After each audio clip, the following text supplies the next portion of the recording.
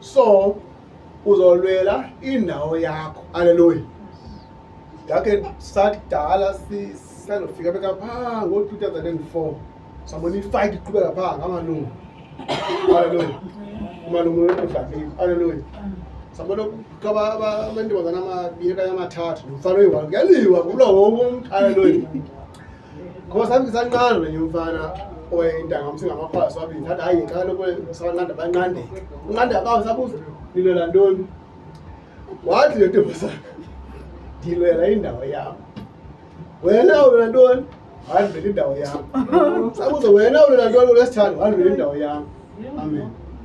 That okay ayonqanga kalwela indawo yakho wena ntombazana ndithatha indawo yakho uyeke iyalo nawe thathe yakho nawe thathe yakho nawe thathe yakho. Amen.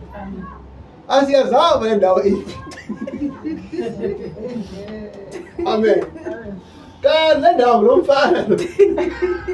Amen. Le nto ilelayo asiyibonanga thina uba yintoni kanti isempini. Hallelujah. So kuyacaca ukuba umuntu uba nendawo yakhe naphi sempini.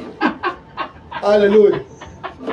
So wathi ke uyesu ke lana ndiyahamba ndiyolungisela intoni iindawo zokuhlala. Wathi xa ndithe ndabuya ndawunamkela ngokwam ndinamkelele kum. Hallelujah. That means nathi sinendawo kubani uyesu. Hallelujah. Njobe engekho ngoku uthi hlalani kum nami ndihlale kuni. That means indawo yomntu iphi isemntwini. Hallelujah. So ngoku njengoba uyesu engabonakali ngemehlo lenyama ngoku singamboni ehamba nyawo zombini uthe umkhulu ongaphakathi kunani abangaphakathi. Yabona uyesu unendawo yakhe phi apha kuthi. So bengarongwanga abantu.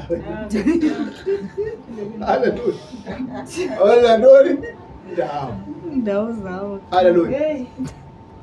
Uyesu ke njengoba ehlala ngomoya oyingcwele kabikho enyameni uhlala phi ngaphakathi kuthi ngoba nale ntoni unendawo yakhe. And xa unofunda iGenesis phaa ko-Exodus phaa ofika phaa kuthetha phaa kuthela uMoses athi ndinguThixo nantoni onekhwele.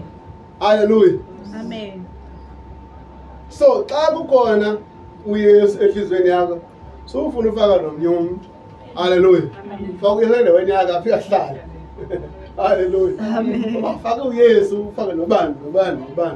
Hallelujah. Oh akifayita uliwe. Hallelujah. Amen. Ngoba kulwela ntoni